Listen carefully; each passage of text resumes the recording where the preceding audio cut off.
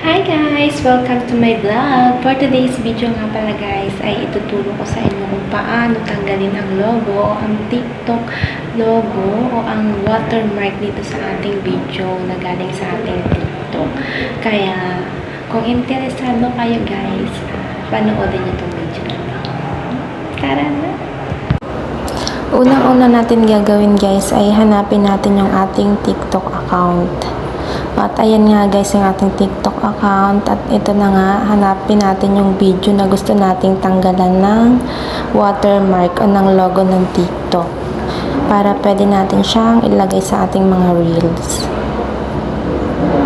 Syempre maghahanap tayo guys ng medyo sexy. Charis!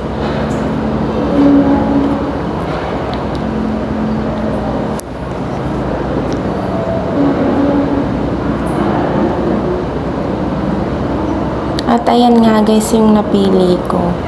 At yan guys ay tatanggalan natin ng watermark.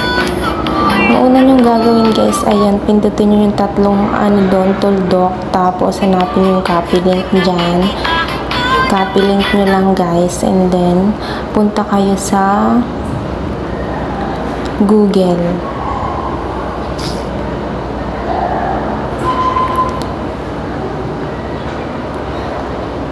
Ayan guys yung Google.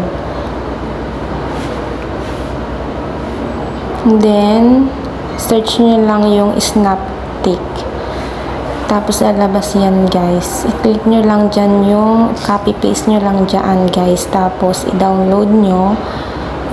Yan, pindutin nyo yung download dyan sa may ibaba.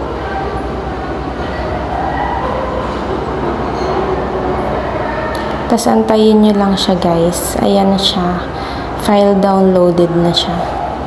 And then after nyo open nyo lang guys. Ayan na. Na-download na siya guys. Wala na siyang watermark. Wala na yung TikTok dyan. Logo. Ayun lang guys. Madali lang siya. And then makikita nyo din yan doon sa inyong gallery. Nakasave na siya dyan guys. Ayun siya guys, nakasave na siya. O, diba?